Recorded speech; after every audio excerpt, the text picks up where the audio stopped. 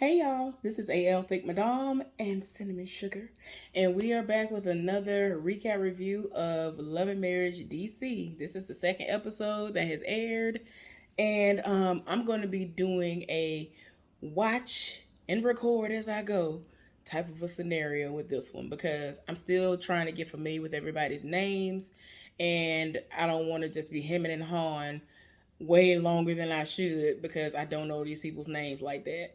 So anyway, let's go ahead and get into it. So the episode started out with Monique meeting up with Ashley Silva, and she is Quicksilver's wife, and they're talking, and Monique is actually like, myself and Chris have been going through some stuff, and I've come to the realization that there were things that, he's promised me and things that have been said that have not come to fruition, and feeling some type of way. So, they're having some marital issues. And Ashley goes into the discussion where she's talking about how she's put a lot of the things that she's wanted to do on the back burner so that her husband's career can continue to thrive because he was making a point to take care of them. And I mean, it's very lucrative, but he's not there. So she's been making the ultimate sacrifice by not working and going to school and all the stuff that she wanted to do so that she can take care of the kids and take care of home. So, they're trying to figure out what they need to do in order to navigate this and to, get on better footing with their husbands. So as they come to the end of their conversation, they're talking about how they want to be supported. And even if their husbands are saying, hey, I support you, and the world is viewing them as this great provider and great father and all this other stuff, they don't understand how hands-on they really need to be able to say, okay, I'm really, I really am in this with you. I'm really helping.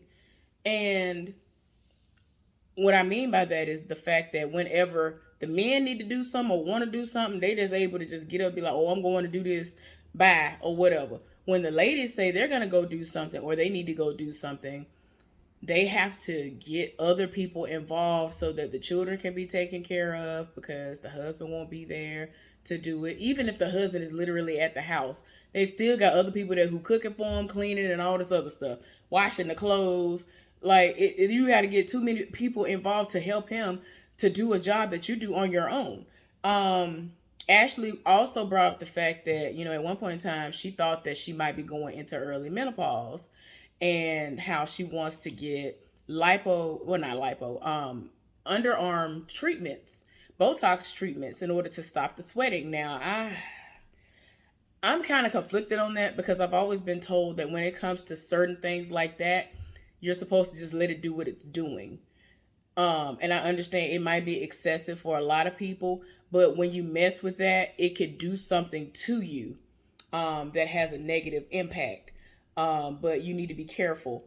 Or if you're gonna do it as low of a dosage as you can, so it just might lessen it enough to where it's not as bad. I mean, I don't know. Not 29, child. I see 29 on the screen, and that's literally, yeah, because I live in Virginia, so of course 29. Anyway, but yeah, when she brought that up, I was like, I mean, at 36 for her, I'm 38, and I thought I might have been going into early menopause in February because, yeah, it did the absolute most. When I say never, I never miss a cycle. So the fact that it didn't come on at all during the month of February, then it set it off on the left, right, front, and the back in March, I was just like, okay, wait a minute. Because I had actually kind of gotten comfortable with the idea that it's gone because it be taking me through. Like, it really be taking me through it. Most of the time, it'll try me and come on twice within a 30-day period. Every now and again, it'll come on 3 times. Drop 3 eggs within 40-something days. Like, I'm tired. I am tired. And see, that's why when people try me about my decisions initially to not want to give birth and have kids or whatever, you don't understand what I've gone through. The pain and all this stuff is terrible. But I'm actually going to start purchasing things from Crystal which is this alkaline doula.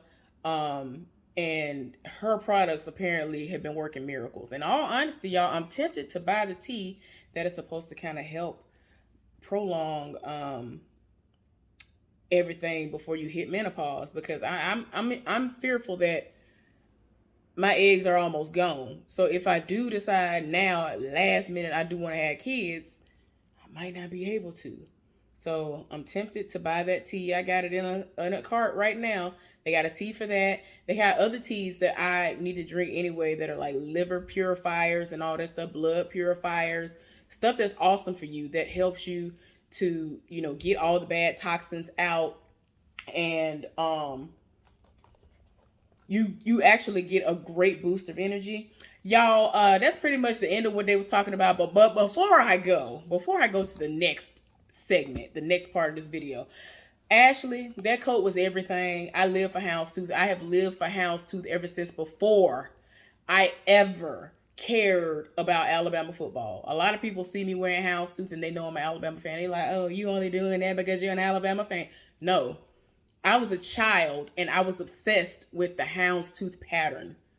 I'm talking about before I ever paid attention to a football game, because when it comes to Alabama, anything, it's just Alabama football for me. I don't watch the basketball. I don't watch none of the other stuff. I just live for Alabama football.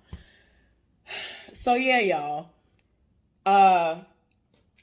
Just a couple of items that I have. I have this bucket purse that I've never, ever in life took out the house, never used. It was like a little random purse. And whenever I do don it, I'm going to cover up this little thing because it was just spur of the moment. I was like, ooh, this is cute. It's a cute little bucket purse. Got the little pearl accents and all of that, where you would, tighten it. And look here. The Married Man, for those of y'all who watch the Married Man side heifer sagas that I upload, the married man who is getting divorced, or who is divorced, the divorce decree has not been seen by me yet. So I should be seeing it between now and before the end of the summer. He saw these and went off. Listen. Listen, y'all don't understand. And I mean, I love houndstooth for real. Those are not the only things that I have that have houndstooth in it or whatever. I live. Now, as far as the shoes go, listen, this is the highest I've ever been able to walk in my life. I'm losing weight. So I will be getting into these, and my high wedges that I have some really cute high wedges that I've never worn before, because when I purchased them in particular, that was when I had torn a ligament in my knee. So just to walk on it, whether I'm walking upstairs or downstairs, it was excruciatingly painful. So yeah, y'all. Fun fact. When I was a social worker working for the Montgomery County Department of Human Resources in Montgomery, Alabama, for the Child Protective Services Unit, sometimes when I would go to court for cases that I had, I was like, what is that? My Bluetooth turned off because my screen turned off. I had some shoes that were fully houndstooth. They were all the way houndstooth. And every now and again, I would pull them out and I would wear them to court, right? I would get compliments on them shoes every single time I wore them. And I was shocked that I could stay in these shoes all day, from the time I put them on that morning until the time I left work that night, and not be in pain, because I'm really not that great with heels, but I walked well in those. I don't know how, but I did. And they were pointed just like this and all that. But them shoes was everything. I don't know what happened to them, and that's what made me mad. I thought that when I moved, I brought them with me, but I don't know what happened to them. They were so cute. Anyway, that jacket is everything. I'm sorry. We had to take a pause for the cause, because houndstooth is life. I'm just saying, it just is. I got so much hound stuff around here, y'all. I have so many pairs of houndstooth pants. Y'all don't understand. Y'all do not understand. I live for houndstooth. My bad. So anyway, let's move right on along. All right, so we end up getting a look into Quicksilver's daily routine. He was doing a radio show, and after the radio show was over with, we saw where he shared a moment where his manager has been a part of his life for like the last 25 years. DJ Quicksilver Quicksilver, wait, let me make sure I say his name right. Quicksilver's father passed away when he was 18 years old, and his manager said, "I will be there for you. I understand that you've lost a lot, but remember, I always got your back." And he has this entire time. So he's been managing him this entire time, and like he books everything. He has to make sure that DJ Quick Silver is, who he is, that his name is out there like that. People see he moving and shaking, like people live for him.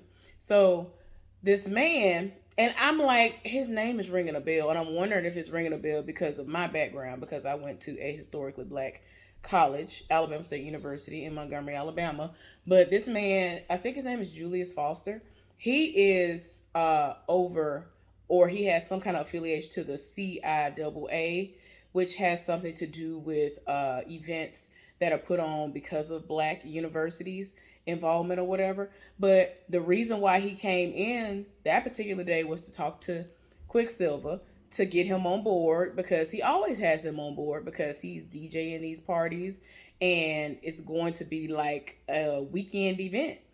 And so he like, I'm down for it. Just let me know, run it through my partner and, my manager and all of that. And so he going over the books right now. He like, I mean, that sounds all well and good, but you're already booked for the weekend.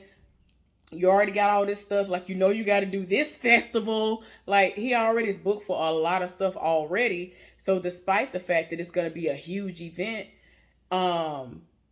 he might not even be able to do it. But at the same time, he's still going to try to do it by spreading himself thin and risking his wife, Ashley, setting it off in the process. So he looking at him like, look, you already know you might not be able to do it. He didn't actually been in the hospital and all this stuff before. He has been in the middle of doing sets and has almost blacked out. Like, don't nobody have time for that. If you ain't never blacked out before, it's not fun. I don't advise it. Would not recommend. I'm just saying, if you feel something ain't right, you might need to go ahead and sit down, because when I blacked out, it was out of my control and I scared everybody to death. Like, I literally blacked out and did like a 360 or a 180, and like I spent around and passed all the way out. And when I came to, I was wondering why my feet were in front of me on the floor. And a frail woman caught me. A woman who I've always been cool with. This woman, she basically was my friend. She was old enough to be collecting Social Security right then and there. That scared her to death. That scared everybody to death. That's not something that you want to do. So, sir, you need to pick and choose whichever one is going to be the most lucrative, I guess, or the one that is going to get you home a little bit sooner, because he has a tendency to be gone 3 days straight, and Ashley ain't here for it, and I don't blame her. Monique ended up going up to a radio spot, and they basically were interviewing her because she's been up there before, and she has basically talked about her podcast, Not for Lazy Moms, and they already knew her from when she was on that other show, as she likes to call it. So, I mean, if you know her, you already know what show she was on before. But they've talked to her before, and they've enjoyed her, and they're actually looking for somebody to co-host in the mornings on the morning show. And they wanted somebody specific, a mom. And because of what she's done in the past and what she's brought to that show, the morning show in the past, they want to be able to have her on, or whatever, different show she was on. There's no telling whether she was just on the morning show or not. I have no idea. But she was on that particular radio station before. So they were talking to her, they love her, and they want to know how would she be able to navigate it, or if she would be able to navigate it, because she would have to get up there early in the morning between like 5:30 and get to going. She was just like in the confessional, like her husband just gonna have to get on board and make it work, because if she does get this, it's gonna be what it's gonna be, and she gonna do it. You know what I'm saying? The kids are gonna have to be squared away. It is what it is. Whether or not he feels like he can handle the kids early in the morning, he's gonna have to do something, because she's made so many sacrifices in the past for him, and now it's her time to shine. Chris Samuels, who is Monique Samuels' husband, met up with Winter's soon-to-be ex-husband, right? He was just like, I need to sit down with him and figure out what's going on, because just a few months ago, the two of them seemed to be happy, and they showed a flashback where they had done a video together. I guess they were doing YouTube or something on social media where they were just talking to the people. I don't know if she did a live. They were talking about, oh, well, we have sex very often, and right now our record stands at 8 times in a day. And I said to myself, you know what I'm saying, when I get me a husband, I'm just saying I want to be breaking records like that too. I'm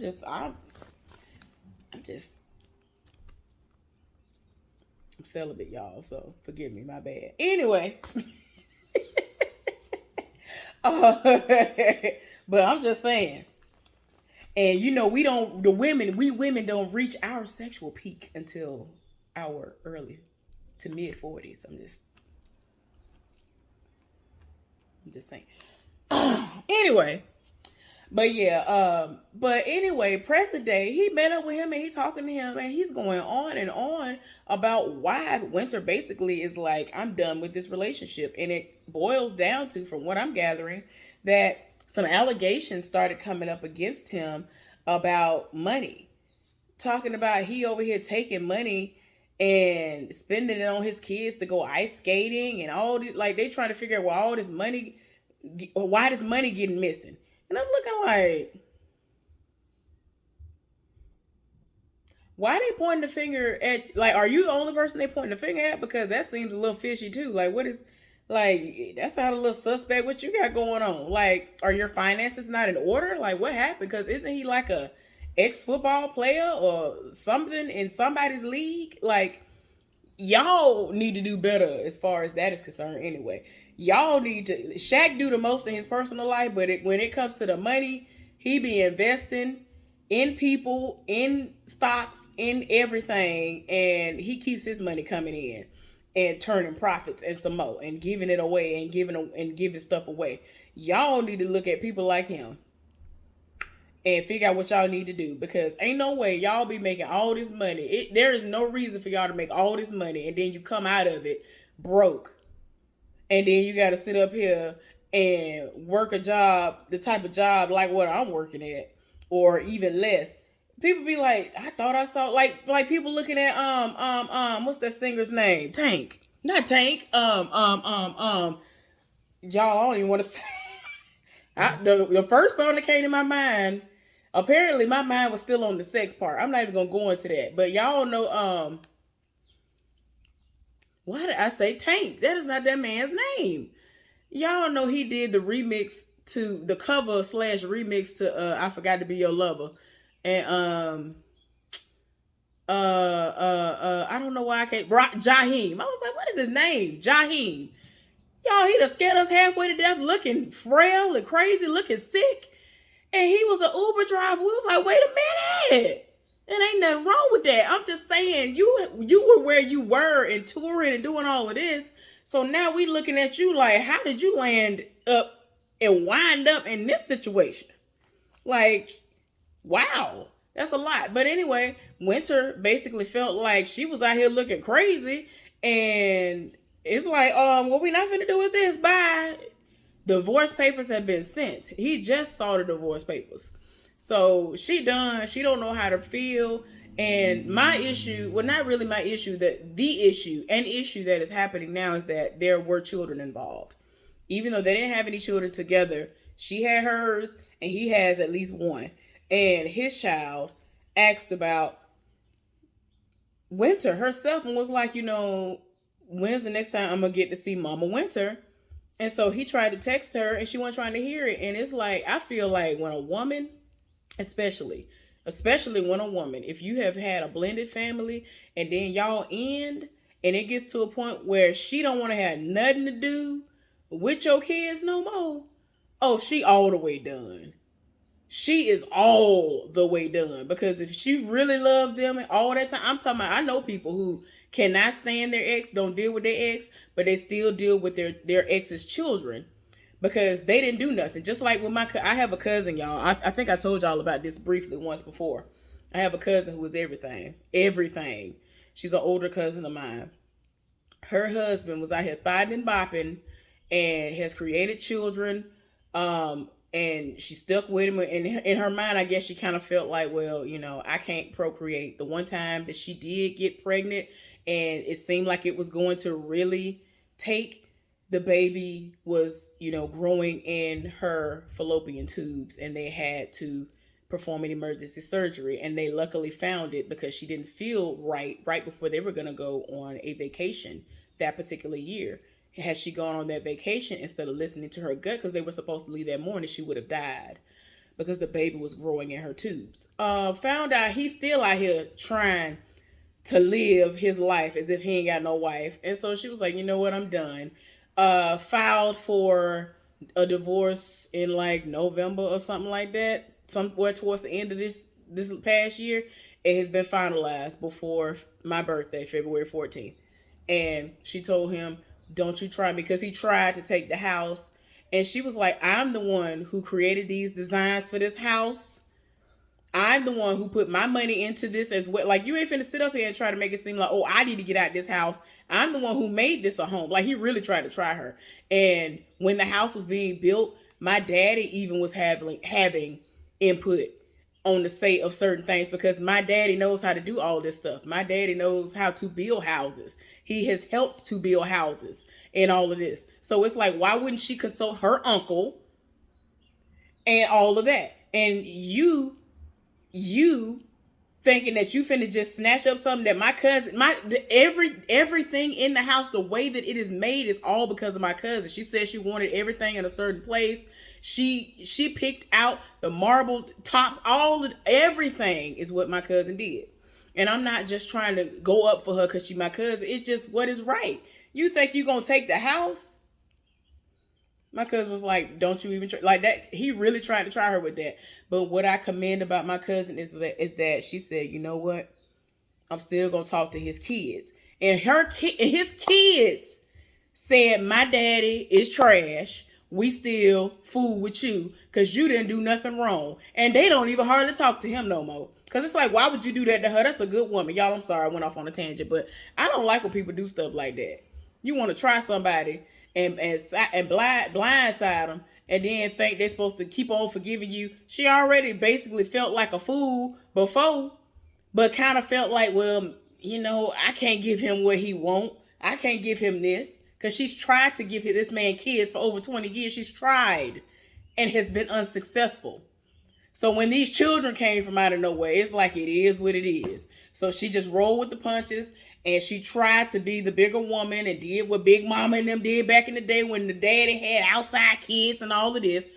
Child, anyway, my bad, y'all. I done went off on a tangent. My bad. People like that get on my nerves. They just be doing the most.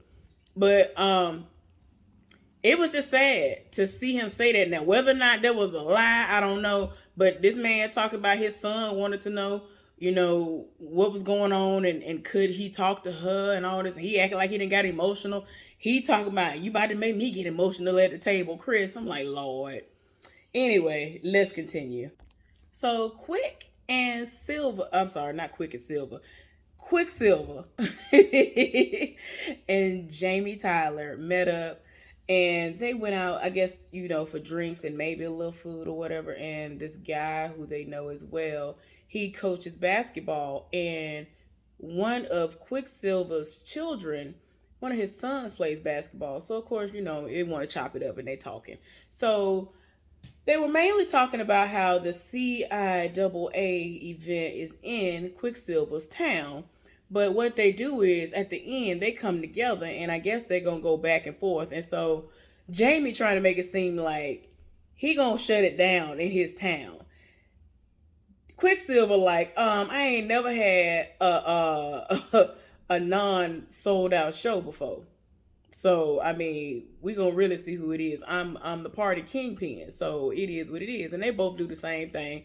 And Quick wanted to know, how does Arena feel about him getting back into the nightlife side of things? Because, he's older. He, even though he's done this, he's been doing this for like 10 years.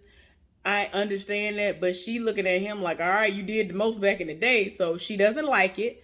But, he said as long as it's making money and it's making sense and, he doing what he's supposed to do, she'll roll with it. because he's doing what he actually is supposed to do. So that was the gist of what they had going on. It was a cool moment because I always wondered how that would be when they really came together and talked when it comes to the entertainment aspect of it. Okay, so Monique and her husband, I think they're going to be hosting something because, like I said, I'm watching it and recording as I go. They're going to be hosting something, and she went into talking about how, she used to think that vegans were crazy, but once she tried it, it was cool. And so she has someone who has come in and they're doing meatless meatballs and basically making vegan dishes and stuff that doesn't include real meat or whatever. And she was just like, it changed my life and da-da-da-da-da. And I'm like, she's talking about she don't crave meat and all this other stuff. When I was fully alkaline the first time, back in 2020, I did exceptionally well with that. And was it 2020 or 2021? 2021. Yeah, because I did do it for quite some time in 2021. I was really strong. And like right now, for 3 straight days, if y'all knew what I was eating, y'all be like, I don't understand how you losing weight and you eating all this crap. Like y'all, I have been eating my feelings and I'm trying my best to stop, but I don't care. It's going to be cold turkey by the 1st, if nothing else. The 1st and on, it's out. But I just wanted to say this because of my experience with the alkaline lifestyle. I feel like unless you can go from the vegan side of things and then go alkaline, that will be the true test to see if you really are done. Because with a lot of that stuff that they be eating, they have to add aminos and other stuff in order to get that taste so it can taste like meat. And you got to do all of this stuff that actually is adding stuff to it that's not necessarily the best for you. But because it, again, is not meat, you might see yourself losing weight or whatever. And that's why you still see people who are considered to be fat, in all honesty. And people be like, well, how you a vegan and you still fat? Because Oreos and stuff like that is like gluten-free and vegan and certain things that are like really good junk food, it still falls under that umbrella. And that's why. So yeah, my bad. Let's get back into this show. Monique is throwing a vegan dinner party. That's what it is. So before everybody arrives, the food is being catered, made by the chef that they have and all of that. So she wanted to talk to Chris for a few minutes, and she explained the situation at the radio station, and he trying to make it seem like he would make it work, and he already be up early getting the kids ready anyway. So he would have to be available from 5 a.m. until 10 a.m. Well, basically until she makes it home, because she's going to be on the radio from like 6 to 10 or something like that. I think it is 6 to 10. I think it's 4-hour spots. I think they still do 4-hour spots. So he basically trying to make it seem like he would do it. We go see when the time comes if he actually is doing it. Then in turn, he was like, well, I got to tell you and catch you up on what Kevin talking about. Kevin is still very much in love with Winter, and I don't understand what's going on. He seems blindsided by the divorce and all of this. And so she was like, look, Winter does not have a reason to lie to me, so I'm inclined to believe her. And you pretty much might be actually sitting over here getting swindled by him the same way he swindled her. And so he was like, well, yeah, you might be right. So they just had a little conversation and it was it. So they about to go get ready. Everybody who is going to come, they gonna come later. So we end up seeing Quick and Ashley go somewhere else prior to the event so that they can eat. They really about to eat crabs and things before they go over to this vegan situation. But in the confessional, Ashley said that she eats vegan food, and she said earlier in the episode that she's a pescatarian. So it's like, you say you like it, so why you gotta eat beforehand? I understand he's not into it, but I'm not understanding why she, said it all too. But anyway, they talking. And of course, he lets her know that, I think I've been saying it wrong the entire time, the CIIA. Correct me. I'm pretty sure I said it wrong this entire time. But anyway, the folks who has been hiring him for quite some time, they've booked him, and he's going to be gone for at least 3 days for all of this. And so she was like, I mean, I understand. And at this point, life is still happening. You still have kids that have events that are going on. I might be, getting some gigs myself, but I'm going to have to cancel them because I'm not going to have anybody who's going to be able to have my back and to go to the events with the kids because they have their own like sports events and things that they're doing that we both are supposed to be attending, amongst other things. So, I'm not going to be able to do nothing. I'm saying? Yet again, I'm going to be put on the back burner. I'm already asking you for more time.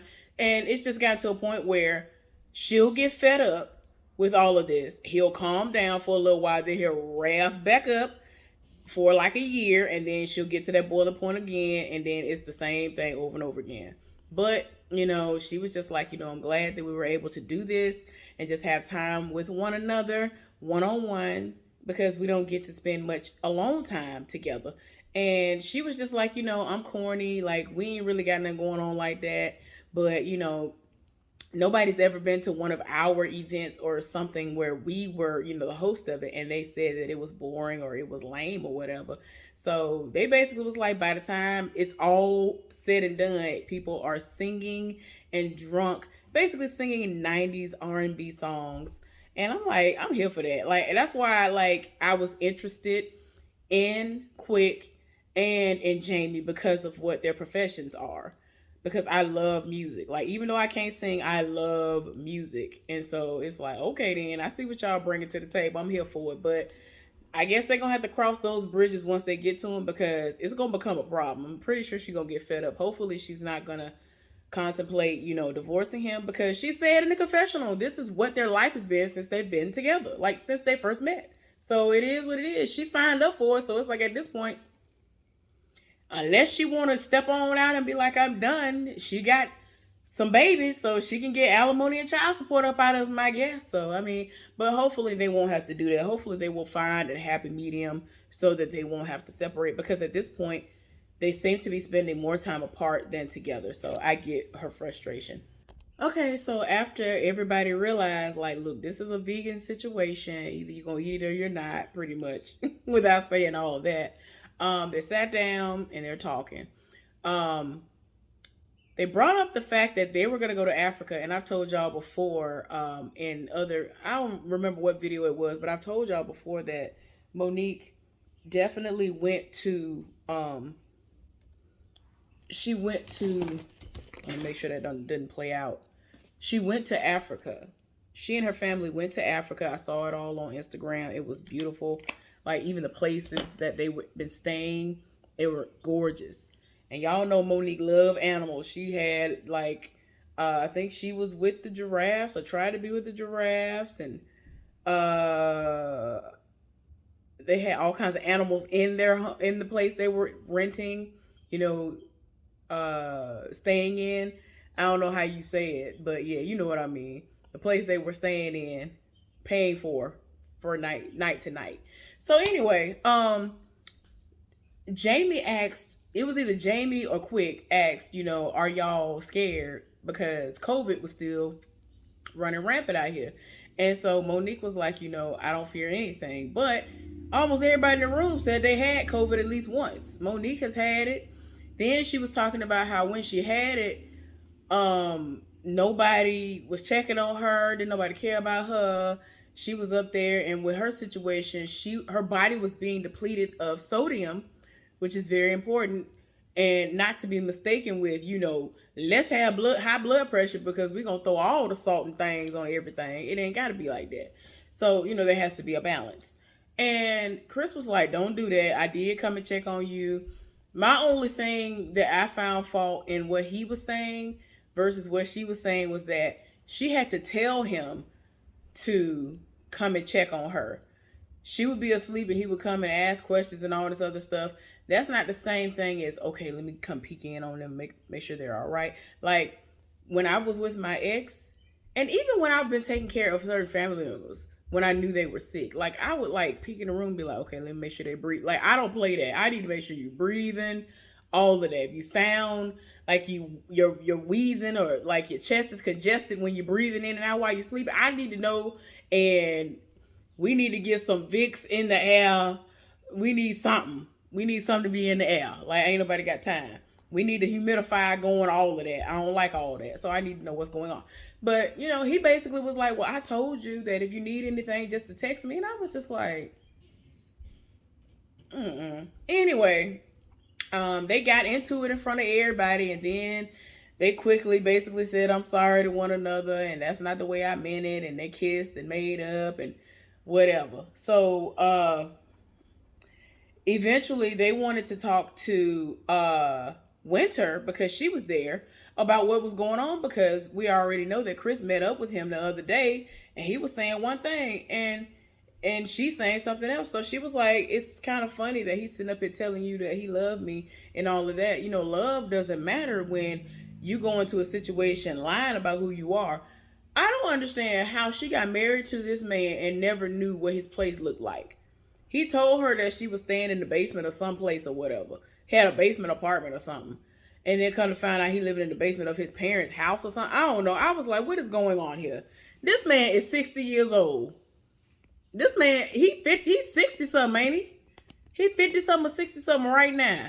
And she met him a year or so ago. Like less than 2 years ago they met. They have not been with one another. They met each other like a year and a half ago, pretty much.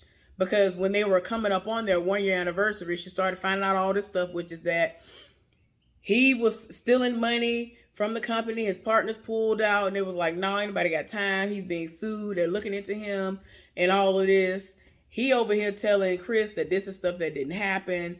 And so she just like, no, this is too much. They serving us at the old place we stayed at. I got blindsided and all this. Ashley is not here for her. She ain't been here for her since before this show came on the air. And she was like, I like to party and I like to do all these things. But I could tell that she's the type of person that would look down on people like me who do these things. I don't know what it is, but she ain't here for her. But yeah, it's just a mess. And I'm like, Lord, what is y'all got going on here? Like, the math is not mathing. That was pretty much the end of it, y'all. Hopefully y'all enjoyed this recap review. Please give this video a thumbs up. Subscribe to my channel and let's talk about it down in the comment section.